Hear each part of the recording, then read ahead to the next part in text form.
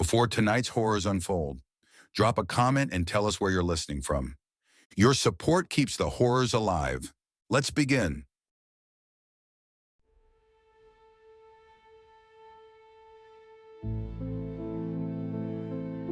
Dear James, I write to inform you that your persistent inquiries into the Byron House incident have finally worn away the last threads of reticence I may have developed regarding its open discussion.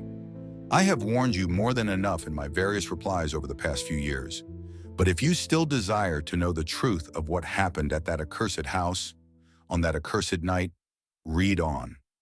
I urge you not to do so, however. Some things are best left buried in the past, or in this case, buried beneath the charred rubble and crumbled stone of that hideous edifice. I do not write this letter easily. Even now, the events surrounding that night create a panic that causes a cold dread to creep across my skin. To even briefly recall what I saw on that night and of the measures I took to end it, causes my mind to unravel in terror at what vague horrors may still lurk beneath the bricks and mortar of that terrible place. Although my account is undoubtedly localized in its scope, it hints at a much larger gathering of nightmarish forces at work in the hidden, shadowed corners of the earth and beyond. The lurking unknown that lairs in the twisting vistas of the deepest cosmic spheres and the lightless chasms of the unnameable blackness of the outside. I have long since burned all my diary entries detailing Byron House and my subsequent correspondences with occultists, pseudoscientists, and fringe scholars from across the globe. All that remains is the very letter you now hold in your hands. Because I have destroyed all written record of what happened at the house, I am relying purely upon my memory to recount the shadow details. The horrid truth is that I have forgotten much of it, and what remains feels like little more than the fevered hallucinations of an oversensitive and morbid imagination. It may be for the best that I struggle to remember the exact facts of the matter. A blessing for the both of us, in fact. I will now detail for you that terrible chain of events that led me to soak the attic room of Byron House in gasoline and burn the building down to cinders, free of all its occupants, save one. You may recall that I have always held an interest in the afflictions of the mind and a morbid fascination with those poor souls with which such illnesses hold enthralled. Well, in my younger years, before I became a doctor, and was still very much under the subjugation of academic studies, I took on the role of an orderly at Byron House. For me then, the job was more than a way to pay my university fees, but a way for me to get close to that unseen world of lunacy and madness. Byron House had once been a home for the elderly, but was closed for unknown circumstance, only to be bought and reopened privately by one Dr. Samuel Monroe as a home for the mentally ill. I knew of the house long before I ever worked there. Everyone in Barton did, I think. In my childhood, it served perfectly as the quintessential haunted house for me and my small coterie of friends, whereas they looked upon the building as a means of acquiring a cheap thrill, calling the staff and residents names before running away. I looked upon it with a chilling but irresistible dread. Even then, the macabre held me in its grip of fascination. It wasn't wraiths bound in chains or moaning specters that captivated my imagination. No. Byron's phantoms were bound in the crippled gray flesh of those elderly inhabitants. I would watch them, shambling around its gardens, waiting, perhaps even hoping, for death to swoop down and take them. I sat for hours, motionless behind a hedge, and watched their frail, brittle bodies wander around the wide lawns, seemingly unaware of the moribundity of their surroundings. I made a vow to myself one day that I would never allow old age to take me. I was determined that I would die relatively young and energetic. Better to go suddenly in the throes of youth than slowly rot away within the walls of a tomb, like Byron House. Time has passed, however, and I have failed to keep my vow. Many times I have considered taking my own life, but something has always pulled me back from the precipice of saturnine thoughts. I started my job as a fresh-faced, naive youth, eager to learn all I could from some honest, hands-on experience. There were 12 inmates at the house, each laboring under a complex cocktail of mental disturbances and psychoses. The inmates were overseen and cared for by 8 staff members of various rank. At the very top, there was Dr. Monroe, while at the bottom there were the orderlies like me. The conditions of the inmates ranged drastically, from hysteria, monomania, and psychopathy, to feeble-mindedness and retardation. My fellow workers were likewise a mixed bag. One that really stood out was Williams, an ape of a man whose large frame was well suited to restraining rampaging inmates, as well as beating them on occasion, if the rumors about him were true. Another standout was Jane, a well-mannered but somewhat jaded divorcee approaching 50. Jane was part of the government's new nurse training program, and she was always on hand to offer advice regarding administering medication. But there was no warmth in her towards the inmates, and I often wondered why she chose this kind of career for herself. Then there was Dr. Monroe, a distant and stern figure. I got the impression that he in some way resented his position at the house, and he was rarely seen outside of his office. In addition to those three, there were several new starters, some students like me, and some more local strong-arms who were only good for lifting and carrying uncooperative inmates. I regret that I cannot remember any more names or faces, despite the impact it has had upon my life. My time at Byron House was mercifully brief. Now, I said there were 12 inmates, and at first that is what I thought when I started my job. I quickly learned through staff gossip and whispered hearsay, however, that a 13th inmate was being treated at the house. A rare and special inmate whose condition was so extreme that it demanded constant specialized care from Dr. Monroe personally. I eventually learned that this inmate's name was Jonathan Spencer. He was ominously nicknamed 13 by the staff, and he resided at the very top of the house in the attic space, which had been specially renovated to accommodate him. Unlike the other inmates who were permitted to occasionally visit their families, 13 never left the house. He never even left his attic room, and all the staff except for Dr. Monroe were forbidden from going to the top floor of the house. Jane once told me a story about a young girl who had come to work at the house several years ago as a porter. She had been working the graveyard shift, and Monroe was away on a rare occasion hosting a lecture at Manchester University, leaving her on her own. She had heard 13 banging around upstairs, and despite being told to never visit the top floor, she decided to go up to the attic to make sure everything was okay. Upon investigating, she had run screaming from the house into the night, never to return. After that time, Monroe became even more paranoid about exposing Spencer to the rest of the staff, and would often sleep over at the house in his office to ensure that a similar incident did not occur. Although she didn't like Monroe, Jane was happy that the grim man spent most of his time at the house. It meant that she didn't have to deal with 13 in any way.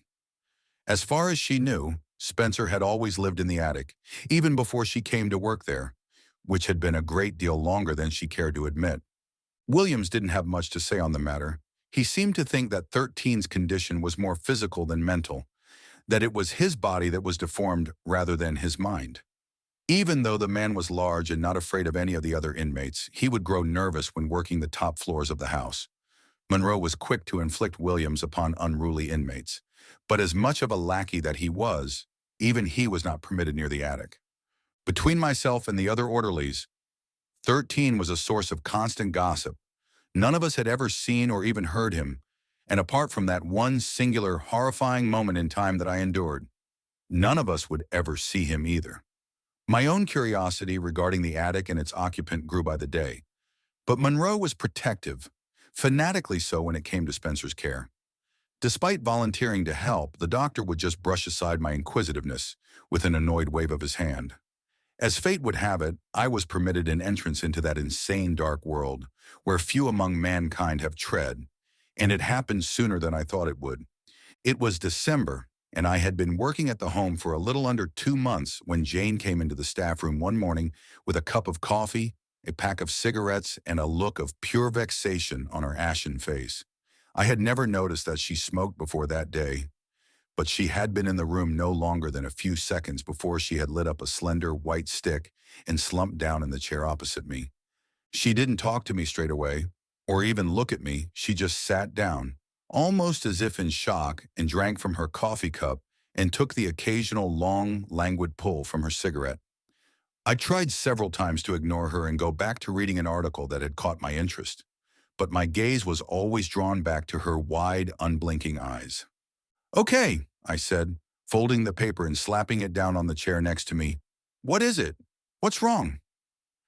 I had developed a casual friendship with Jane, despite her being my senior, and we often talked in a direct, no-nonsense manner. She finished her cigarette and immediately lit another before answering my questions. "I was on shift last night," she said quietly. "I was working the graveyard. I'm having to cover for a staff absence." "Oh, whose?" I sat up interested. "Monroe. He's got a virus and can't risk passing it on to any of the inmates. Especially—" She paused for a few seconds. 13, I prodded. She didn't say anything. She just nodded slowly. I didn't question anymore, as I could tell that whatever ordeal she had gone through the previous night, she wasn't keen on elaborating further. I sat for a few minutes and pondered. This was my chance, I thought. I had been curious about 13 for a while, and I had hoped to get involved in his care. With Monroe away and off sick, a window of opportunity had opened up before me.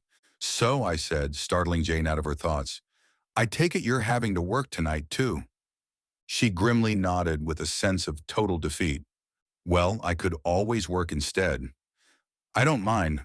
I've even asked Monroe a couple of times if I could assist with 13. You see, I'm writing a paper for college at the moment, and—" She cut me off and stood up out of her chair. "Really? You wouldn't mind? Are you sure?" "Of course," I replied.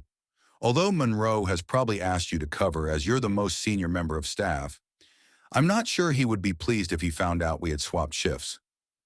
She thought for a moment before replying, "Well, I won't tell him if you don't. I can pay you directly from my pay packet. No need to change the rota." I nodded in agreement. "It's settled then. You finish here early, and I'll stay on to work the night shift. I may need to quickly go home and grab some things, but it won't take long. I live quite close." The relief that washed across her face was at once pleasant to see, yet also concerning, for I knew that, should I go through with my offer, a good night's sleep would not be on the cards.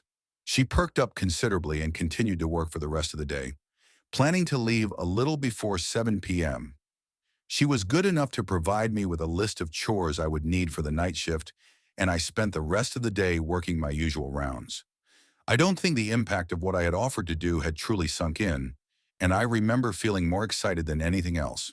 As the daylight hours gave way to the dark of the December evening, the rest of the staff left one by one, not too long after Jane had departed, and it was only then that the situation dawned on me. Williams shot me a cruel look on his way out that made me uneasy, and left me to ponder if he knew more about what was in store for me than he had let on during his various digs and jibes made at me during the day shift. I had never worked the graveyard shift before. Others had, of course, and they had said that despite his unsociable nature, the presence of Dr. Monroe was always a reassuring one. At least having a normal person in the house with you was comforting, with the added bonus that, as a trained doctor, he could handle any situation that might arise from the myriad possibilities available. But as night crept on and the inmates were safely restrained in their rooms, I began to feel an oppressive cloak of loneliness wrap heavily around my shoulders. At 9 o'clock, I prepared medication and a light supper for Spencer, the details of which Jane had written down for me, along with instructions on how to offer them to him. The meal consisted of nothing more than a plate of scrambled eggs and some fresh orange juice with a straw. The medication, too, was simple: some pain relief, nutritional supplements, and allergy treatments. There was nothing in the medication that would suggest a psychosis or mood-stabilizing treatment was required for him. Whatever 13's disorder was, I thought, it was clear that it wasn't a mental ailment, but something physical that could not be cured, only treated. I wondered how much time the unlucky resident must have left, if indeed he was suffering from a physical disease, as I ascended the stairs with my tray in hand. I paused momentarily at the landing on the third floor and listened for any sound coming from the other inmates. After a few seconds, satisfied that there was no disturbance, I continued. This was the closest I had been to the attic since I started my job, and the thought of venturing upwards filled me with dread. I cleared my mind, however, and shook off my doubts away as I headed for the final set of steps that would bring me to the lonesome attic room. The stairs from the third floor led straight up and then curved slightly as they ascended upward and to the left. They grew narrower the higher I climbed, but the ceiling appeared to lower and grow cramped, giving me a distinct feeling of being boxed in. I stopped as the bend curved around more tightly and finally revealed the entrance to 13's room. I was maybe 10 steps away from the looming wooden door. It had been painted white some time ago, but large chalky flakes had fallen away, revealing the original oaken surface beneath. Just as Jane had described, a small flap had been crudely cut out of the bottom and nailed back on, and it was just wide enough to slide the tray under. The door seemed almost ethereal as it stood alone and silent at the top of the staircase. It was something that I had only heard of in hushed whispers, but it now stood before me in all its horrid reality. I had moved no more than a single step towards the door when I heard an excited movement coming from the other side. I say movement, but to be precise, the exact sequence of noises that followed gave the impression of awful, liquescent gesticulations. First, there came a soft thud, as if something had dropped from a small height. The noise was softly muted, as if whatever had landed had been cushioned by thick folds. I thought at the time that this was probably attributed to something like Spencer rolling out of his bed, whilst wrapped in thick blankets. But there was a certain hinted wetness about the sound that baffled me. Secondly, and more repulsively, a low dragging sound followed by a labored breathing could be heard. It grew louder the longer I stood, but appeared to take a long time to get to the door. It was as if whatever mass inhabiting the room was closing in on my location with a deliberate, ghoulish lethargy. Horror took hold of my heart, but the rational in me demanded I maintain clear thinking. In a burst of what I can only describe as mad curiosity, I ascended the stairs and set down the tray at the bottom of the door. Then I pushed my body down flat against the stairs so that my head was level with the half-inch gap between the floor and the bottom of the door. What greeted me on the other side will haunt me until the end of my days, for looking back at me was a set of bulbous, bloodshot eyes. I don't remember running down the stairs, but I do remember going into the ground floor bathroom and vomiting. A silly reaction, you might think, but there was something about those eyes that disturbed me to my very core. It may have been the odd spacing between them or the way they had seemed to roll around sluggishly and loose in their sockets. For some reason, I couldn't banish the thought of a toad or frog from my mind, as if my brain was struggling to conjure up the most obvious terrestrial comparison to the alien eyes that had glared back at me. I spent the rest of my shift in the staff room drinking coffee and waiting for the December sun to rise. When it finally did so, I packed up my things and waited for Jane and the other morning staff to relieve me of my duty. I said nothing to Jane as she approached me and asked how the night had gone. I think I managed a weak smile and a dismissive, "It was fine," before hurriedly leaving the premises and making my way home. As fortune would have it, my week on shift came to an end the very next day, and I spent some free time in total seclusion at my flat. I slept a lot but did not feel refreshed. I could not get those eyes out of my mind, and they continued to haunt me for days afterwards with restless, vivid dreams. When I did return to work a few days later, I confined myself to studying my coursework in the staff room as much as I could. No one bothered me as I sat in deep concentration over various books and papers. Despite the distraction, I could not banish that awful night from my mind. Dr. Monroe was still off with a virus, so I assumed that the other staff had covered the night shifts during my week of respite. Nobody spoke of or reported any strange happenings or eventful encounters, however.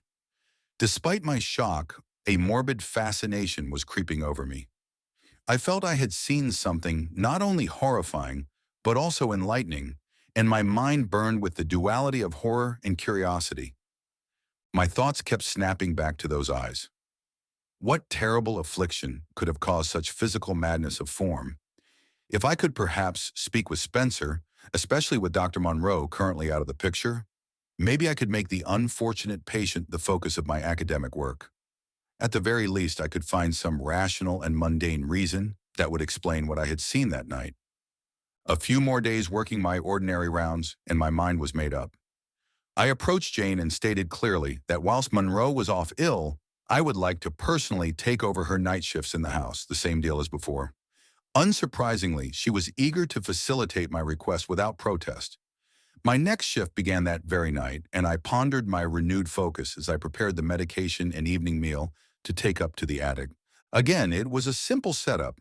Some mashed potato and a milky cup of tea with straw. I looked distastefully at the pan of steaming mash and wondered if 13 ever grew tired of the sloppy menu Dr. Monroe had set down for him. All the meals were clearly designed for someone with only the most rudimentary of eating ability.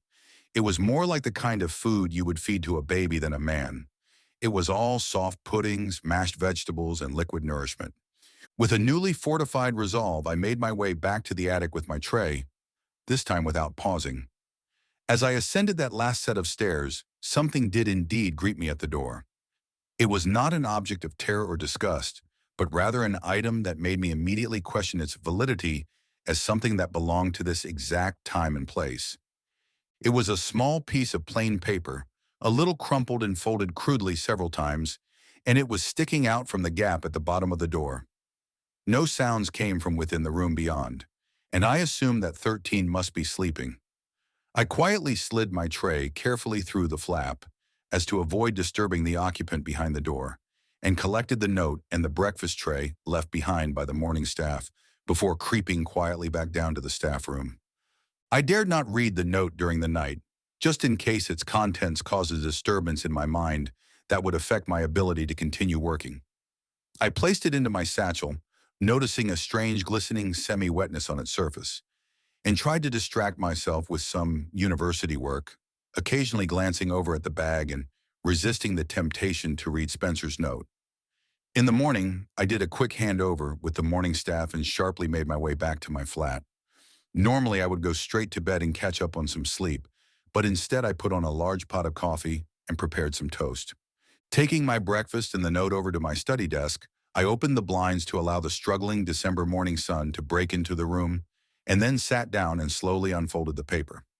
Now, I would be lying if I was to say that the writing on the note was anything more than childish scrawling, and at first I doubted there was anything of worth to be gleaned from the spidery scribblings. But after several minutes of study and copying words onto a fresh piece of paper, I managed to decipher enough of the contents to read. As I mentioned at the start of this account, I have long since destroyed all written documentation of these events, but I can recall enough of the note to tell you what Spencer had written. I may be embellishing the text slightly, for if you knew what I know, you would find an impossible juxtaposition between the writing and what had written it. As best as I can remember, it read roughly as follows. I apologize if I shocked you the other night or gave you a fright. Please don't feel guilty for finding my appearance shocking. I have long since grown accustomed to such reactions.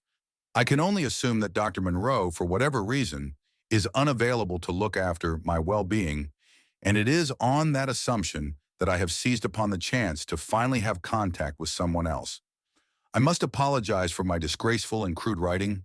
My condition makes matters of delicacy difficult, so please be patient. I will not confuse you with the full knowledge at what is at work here, nor my condition or cause of confinement within this house. I freely admit that I do not know exactly where I am or how much time has passed since I first came to be here, but that isn't important anymore. Unless certain measures are taken care of, I will not be long for this world, and if that happens, it can only mean Monroe has achieved his grand aim. Understand this. The man you know as Dr. Samuel Monroe is not whom he appears to be. In our youth, we were close friends, the best of friends you could say, and together we adventured and traveled among all the forgotten corners and exotic places of the world, the Orient, the Congo, and Arabia. We explored the deepest jungles of the Indian subcontinent, the ancient sands of Egypt, and the forgotten ruins of the Americas. My condition is somewhat linked to these travels, but it is something far more sinister than a mere tropical disease. Now I need to have two things from you, if I may be so bold. I realize you are under no obligation to aid me, but know that if you do, you will not only be doing me a service, but also securing the future safety of all mankind. Firstly, I need you to keep our correspondence a secret. No one, least of all Monroe, must suspect we are in contact. That man is wicked and will seek to do you harm should he discover you have been talking with me. Secondly, I will need you to acquire some items that have been taken from me. Unfortunately, I believe them to be in Monroe's possession. I will tell you more about these once I have received a reply from you. Only then can we move things forward. I am thankful to whatever powers allowed our paths to cross and look forward to hearing from you. The note was fascinating. I reread it several times as my coffee and toast lay forgotten amidst the dozens of questions now burning through my mind. I could not be certain that it was even meant for me, but somehow I grew convinced that it was. The eloquence of the writing was in total contrast to the manner in which it was presented, but it clearly came from a vibrant and sharp mind. As intelligent as the author may have been, it was clear that Spencer was disturbed in some way. There was little doubt that the letter had cast a dark shadow over Dr. Monroe's conduct. Just what sort of wickedness was Spencer implicating the doctor in? True, the man was unfriendly, cold even, and more than a little abrupt. But would he really seek to cause me harm should he find out I was in contact with Spencer?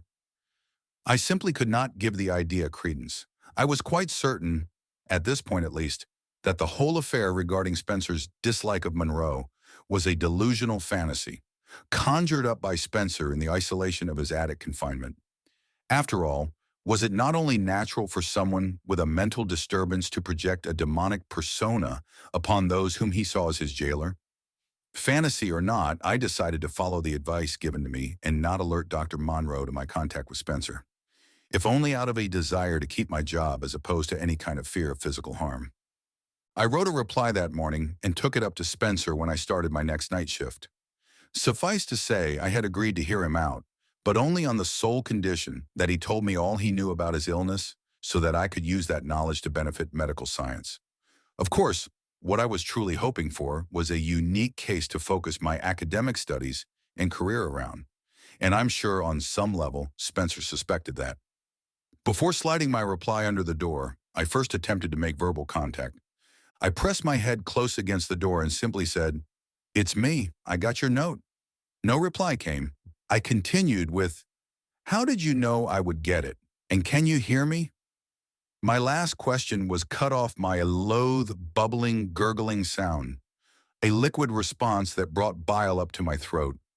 I fled once more, almost as keenly as on that first night I saw those terrible eyes, and confined myself once again to the staff room, where a cold sweat prevented me from gaining any meaningful rest.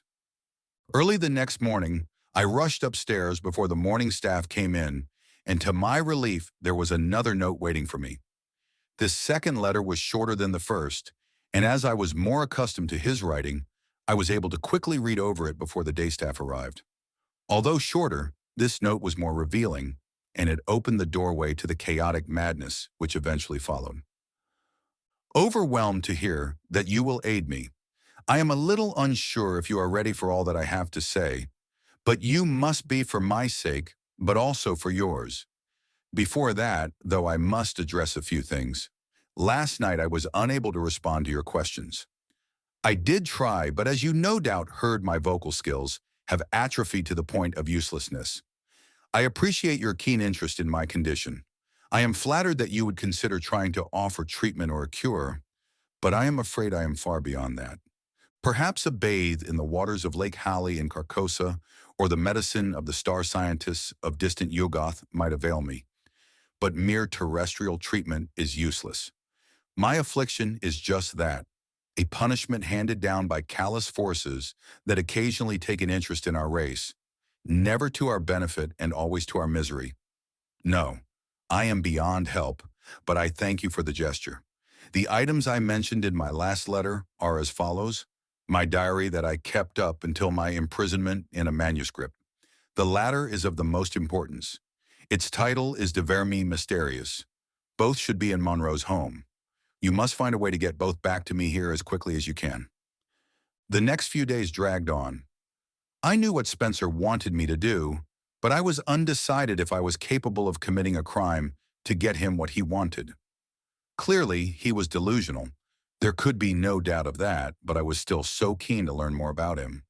Despite his words, I was sure his condition could benefit from study, and it was only the continued imprisonment by Dr. Monroe that stopped the medical community from offering him any kind of aid. I wasn't fully ready to burgle a man's home on the request of a madman, and besides, Dr. Monroe was still off work with a virus, making a midnight trip to his home a risky endeavor.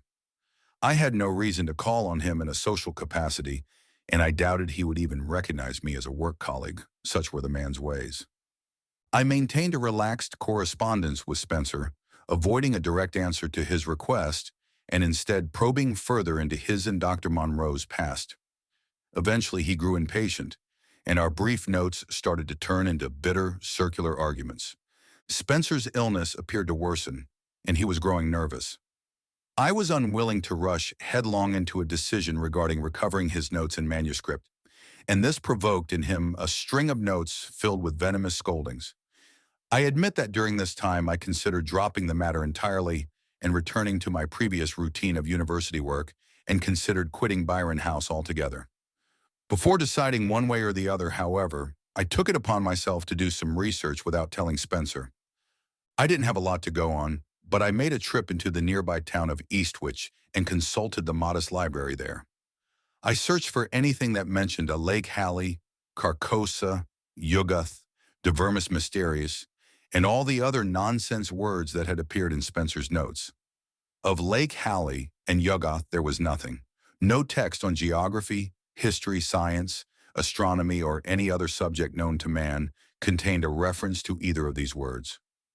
Divermus Mysterious was a more successful area of study, and I learned a great deal about this forbidden and cursed tome. It was written in the year 1542 by one Ludwig Prynne, shortly before his death at the hands of the Inquisition. Various translations and copies had been made throughout history, many with strange titles such as the Grimoire or the Saracenic Rituals. Its original Latin title, however, was ominous, translating into something akin to the Mysteries of the Worm. The book seemed to be one of several interconnected volumes, each more hideous in subject matter and scope. Other works were mentioned in the text, books such as Culte de Ghoul, Things of the Water, and that final and most dreadful work of black magic, the Necronomicon. Each book spoke of strange places and strange times, whole cycles of myth where the earth had been ruled over by old ones and elder things, of the malevolent fungi from Yuggoth, of the faceless night gaunts, and of the black goat with 1,000 young, of great Cthulhu, who lay dead, but dreaming in lightless, brine-soaked R'lyeh. I freely admit that most of the works were mercifully beyond my understanding, but still there was an awful sincerity to their descriptions. I pushed such thoughts from my mind. After all, I was at that time a man of science, not sorcery. Still, they lingered in my imagination and have continued to do so every day since. After hours of searching, I also came across a small paragraph in a recently written history book about witchcraft regarding the reign of Queen Elizabeth I that mentioned a certain John Dee as a sorcerer and author of such works as Monas Hieroglyphica and Notes on the Mysteries of the Worm. I made a note of the book's author, a Dr. Harlan Glass, and penned a letter to him the next day, asking if he knew anything about a book called Divermus Mysterious, but I never received a reply. What kind of forbidden study had Spencer and Monroe been involved in? I had always assumed the doctor to be a rational man, but if Spencer were to be believed, he has once a keen scholar of the supernatural and explorer of strange, dark places. The day in the library had taxed my mind, and I returned to my flat for an early night's sleep. My dreams, however, were far from restful. I was plagued by a reoccurring nightmare of the first time I had seen Spencer's strange eyes. Chaotic vortices burned into my mind, and I found myself floating through the vast void of space. I knew not how I came to be in the ether, but I had a vague sense of possessing no body and of being carried on the back of something so sinister I dared not look. The beating of huge wings deafened my ears, and although I had no idea where in space I was, I instinctively knew I was bound for lightless Yuggoth, the outpost of the dread sentient fungi. Then my nightmare scene shifted, and I found myself standing at the edge of what I knew must be Lake Hallie in Carcosa. Dark purple waters lapping languidly around my ankles, thick like syrup, but with the stench of 1,000 rotting corpses. Something huge and horrifying rotated slowly in the center of the lake, a colossal tower of plastic flesh that to my horror possessed the mockery of a face upon its surface, and eyes too, the swollen, bulging eyes of Spencer. I awoke suddenly, screaming and short of breath. My sheets were damp with cooling sweat and my head throbbed in pain. I took a week off work to recover, but the nightmares continued to assault me on a nightly basis. Eventually, December came to a close, and Christmas came and went with little fuss. I've never been one to overly celebrate the so-called festive period and spend most of my time alone in my flat or in the local pub. When I did finally return to Byron House, I discovered that Dr. Monroe had also returned to work and was looking a lot healthier, having finally beaten the virus, and he was back to his usual aloof self. I was somewhat relieved, as his presence made contact with Spencer impossible and beyond my control, something even he would be forced to accept, as it seemed he was as afraid of Monroe discovering our contact as I was. I wasted little time. By now I had become obsessed with gaining more knowledge about De Vermi Mystery and its contents. I didn't for one second believe that anything I had seen in my dreams or read in various books on necromancy and witchcraft to be true, but rather I saw it as a means of further understanding more about Spencer. My desire to write a paper on him had been renewed by my sudden plunge into his supernatural interests, and I felt confident I could write a groundbreaking work on supernatural monomania and hand it in confidently to my tutor. I had finally decided to go ahead with Spencer's wish and steal back his diary and manuscript, not to hand over to him, of course, but for my own personal study. Once I was done, I could simply sell the book and make a bit of cash in the process. By all accounts, it would be worth a fortune to the right buyer. I knew my time at Byron House was coming to an end. First semester exams were looming, and I would need to quit my job in order to focus on my studies. In a few weeks, I would be away from Monroe and Spencer and back into the sanity of regular student life. Greedy for knowledge, I therefore decided that breaking the law was worth the risk and set about planning my theft. I started to follow Monroe home on my days off. Despite recovering from his illness, he seldom stayed the night over at Byron House. No doubt he was still recovering on some level and wished to sleep in his own bed. This would make things difficult, of course, but I was confident his stubbornness would cause him to quickly lapse back into his old habits. I would wait for him just out of sight and then carefully shadow the man until I became familiar with his routine. Fortunately, he did as I suspected he would and started spending more time at Byron House. Eventually, I chose a night to break into his home. It was a freezing January night when I made my way over to Monroe's large detached house on Town Court Lane. The night was clear and painfully chilling, and the moon and stars were shining down brightly from the void above, momentarily bringing back memories of my recent nightmares. I won't make too much of an ordeal about my burglary, and I'm certainly not proud of it. Despite being a total amateur, I managed to scale the large brick wall at the back of the residence, and using my jacket wrapped around my hand, punched my way through a small glass plate fitted into the kitchen door. Wasting no time, I pulled out my pocket torch and systematically searched the downstairs rooms. It wasn't long before I came upon a study. There was a strong musk permeating the whole room, which I attributed to the stuffed animals and ancient tomes that littered the walls. Hundreds of large, heavy books were held up by sagging shelves that almost seemed to creak and moan under the weight. I searched the largest of the bookshelves, trying my best to find the tome I needed. The books were in no order and heaped upon each other in a haphazard fashion. Among the mundane volumes on history, anthropology, and geography, there sat several dark and sinister texts that I had seen mentioned in my time at the Eastwich Library. There was Unaussprechlichen Kulten of von Junst, Conte der Letz, Kult de Ghoul, and the dreaded Seleno fragments. Most of these forbidden texts appeared to be modern translations, but at least one of was frighteningly authentic and ancient. It didn't take me long to find De Vermis Mysteries. I slid the crumbling manuscript out of the shelf carefully. The remaining books gently toppled into the vacant space it left behind. I doubted if Monroe would even notice a particular volume missing in all this chaotic cataloging, but I quickly rearranged the shelf so no noticeable gaps were present. I noticed another, slimmer, black-bound volume tied to the back of manuscript, and a quick check confirmed this to be Spencer's diary. I silently praised Monroe's sense of propriety. Despite his disorderly collection, he must have known how important Spencer's diary and notes on the manuscript were. Unable to contain my curiosity, I opened De Vermis Mystery and glanced over the spidery text inside. Unfortunately, the manuscript was far too complex to decipher, with its archaic Latin and so I concentrated instead on the more accessible, but no less mysterious journal. I was confident that Monroe would not return home, and the house had no close neighbors. So by the light of my pocket torch, I sat at the study's large desk and read. The journal detailed the various travels that Monroe and Spencer had undertaken as young men, and it appeared that the latter had been true to his word in his note describing these adventures. The diary spoke of an ancient cult that the two had come into contact with during their sojourn in Central Asia, a place, or perhaps even a time, known only as Leng. It also spoke of a secret order of undying monks who guarded a fabulous treasure that lay in the center of a great stone monastery. This treasure, a large golden idol of a winged hound, was a powerful artifact, capable of opening the way for the old ones locked beyond our reality.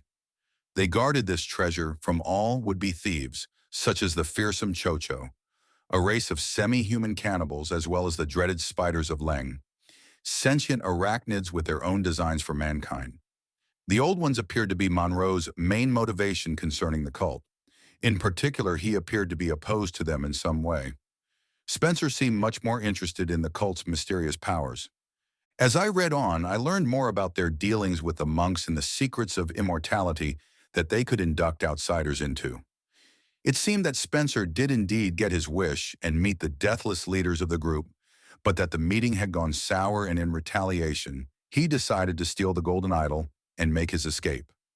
Monroe was reluctant to go with him, but being guilty by association was forced to flee for his life. During the trip back to England, the two had been in constant disagreement as to the idol's fate. Monroe wanted to be rid of the thing, but Spencer refused, saying that the black secrets contained within would allow them to live forever as gods upon the earth. At some point, the two parted ways, Monroe with the idol and Spencer with nothing. He grew deeply paranoid and furious with Monroe's departure and became convinced that either the cult or Monroe had placed a curse on him, and spoke first of the symptoms that no doubt manifested into his current condition. I tried my best to locate the idol, which was drawn on a diary page with great detail, but my efforts were fruitless. I suspected that Monroe may still possess it, but must have been hidden somewhere in his house or even his office at Byron. Regardless, it was time for me to leave. I didn't sleep well after reading Spencer's diary. The nightmares grew more vivid and intense. I felt as if I was being plunged into gloomy Erebus, my tormented soul nightly assaulted by every blasphemous revelation that the diary had revealed. The morning I was due to attend my last shift at Byron House, I sat and pondered over an untouched cup of coffee. I had read much in the past few weeks, and although I was certain that the whole matter of magic and old gods and Yoggoth was purely fanciful, I couldn't detach a dreadful sense of realness from the topics I had read. If everything written down in that diary was true, then it would appear that Monroe had put a stop to Spencer's plans of immortality and locked him up in the attic to cease whatever menace he may have been to mankind. Due to my nightmares, however, I was quickly growing tired with the whole affair. It was taxing my mind to breaking point, and my studies had suffered because of it. I reasoned that if some insane inmate wanted his books back, who was I to deny him? Better to be rid of the things and banish all thoughts of elder gods and old ones from my mind and get back into my studies. Forget about the whole thing and my involvement in it. Secretly, I had thought about putting the books back in Monroe's house, but it had been clear that he knew about the burglary due to the smashed window I left behind. He seemed to be spending more time at home now, and I heard a rumor that he had acquired a rather large German shepherd to guard his home. Having possession of the books would clearly mark my guilt. On the off chance he suspected me, the local police would not have to search my tiny flat long to find them. I could have discarded them, but that felt irresponsible, given their contents. Plus, my fingerprints would be all over them. Selling them was an option in my original plan, but I pondered upon what kind of person would be interested in obtaining the book, and to what purpose. Plus, they could still be traced back to me. You may think I was being paranoid, but at the time I did not want to risk the chance, no matter how unlikely, that I could be linked to criminal activity. I snuck the manuscript in Spencer's diary into one of my folders and went to work. At the earliest opportunity, when the other staff were busy and there was a lull in activity, I marched up to the attic, and after a moment's hesitation, I placed both the diary and the De Vermi Mystery in front of the door and knocked once before briskly leaving. I worked sporadically at Byron House from then on.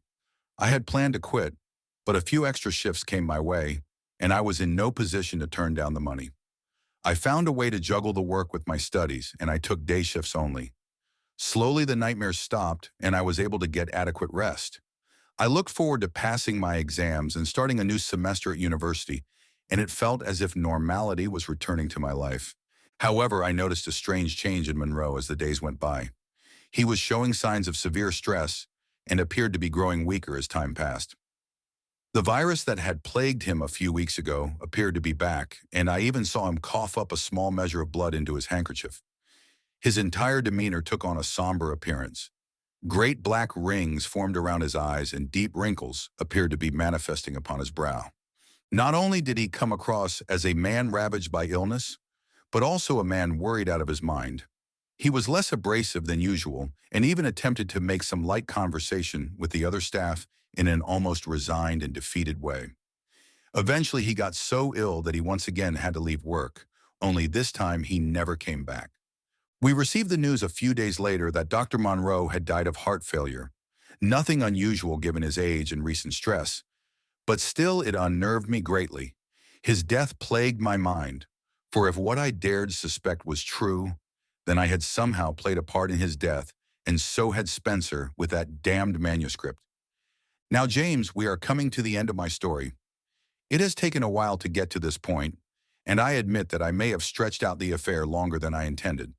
If I have, it is only because I dread writing that which must be written down. It is the only way you will understand. As I did at the start of this account, I now urge you to consider not involving yourself any further in this matter. Put the occult and witchcraft far to the back of your mind. There are things mankind should not, cannot know. Black magic is truly the devil's work, James. If you are so inclined, you can do your own research on the history of Byron House. If you do so, you will learn that one February evening, around 60 years ago, the house was burned down to its foundations, with only one casualty. You may also learn, too, that not long after, Dr. Monroe's house was broken into, and a large portion of his private book collection burned to ashes on his back lawn. No one was ever caught for these crimes. There were suspects, of course, disgruntled ex-employees, former inmates, perhaps even a naive and young orderly studying psychiatry at the University of Manchester. But the police failed to ever nail down a perpetrator. I am an old man now, and my mind is not as sharp as it once was. Nevertheless, I will recount the horror as full as I can, and maybe then you will give up this investigation of yours. Once a month, the staff and inmates at Byron took a trip into the countryside as a reward for good behavior, so that everyone could benefit from some good old-fashioned fresh air.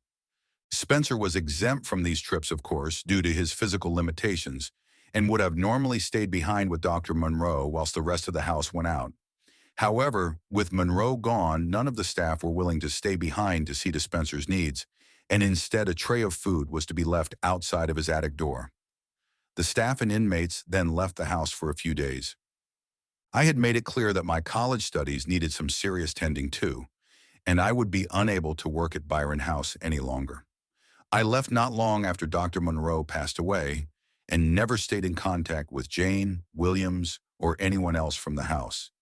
Confident that one of the fellows I now shared my student accommodation with in Manchester could provide me with an alibi should I have need of one, I took the train from Piccadilly to Eastwich. I then took the last bus to Barton, and I waited for Williams, Jane, and the various inmates they looked after to leave the premises and allow me to make a concealed entry. It was with a heavy heart and a troubled mind that I once again ascended those lonely, sinister steps that led to the attic. By this time, the nightmares had returned, only now they featured the tormented spirit of Monroe, crying to me from beyond the grave. I admit to you fully that I may have been in the grip of madness myself at this time, for what sane man would have done what I did on that chill February night? I was convinced that the fate of all mankind was at stake, that Lang and Yugath and Carcosa were all very much real, and that the old ones waited patiently in their ancient prisons to descend once more upon the earth. I cannot say to you that I do not still believe these things, but that is my burden, not yours. As I summed up all the courage I could muster and stood before the door, a voice slurred forth from beyond. To this day, I cannot say if I truly heard these words or if they just appeared in my mind. But those liquid syllables, slimy and slopping, spoke to me and I dared not answer back. You done well. The key mine. Monroe denied, killed him, called it down from the stars. Ritual. Soul is nectar to the gods. It fed of him. Elder ones feast now. Monroe burns. Body returning. Freedom. Your help. You're next. My head spun with confusion and my heart pounded with fear. In one mad burst of fury, I kicked down the door and gazed upon that which had once been Jonathan Spencer. What did I see? It's difficult to truly describe with justifiable detail, but what I did see caused me to flee the attic in a fit of howling madness and return with petrol and matches. Whatever it was, I was convinced that only the purifying touch of fire could erase its horrid monstrosity from the world. For floundering on the attic floor, there laid a vast mass of gelatinous, rotting fungoid flesh, quivering under the weight of its own hideousness. Parts of it lay splashed upon the ceiling and the walls, but the bulk laid upon the bare attic floor in bubbling pools. Unblinking, bulbous eyes rolled around the shuddering mound before locking upon me with the intensity of a dying star. Appendages and pseudo-appendages formed and spurted up from within, only to collapse into mounds of hideous protoplasmic tissue that continued to squirm of their own accord. I think I saw a face, or at least the parts of a face, crawling somewhere upon the surface of that blasphemous bulk. It was a rancid thing that had labored under the curse of Lang for more than half a century, a blob of squirming meat that was the laughing, gibbering, mocking form of Jonathan Spencer. Inmate number 13. The Shambler in the attic.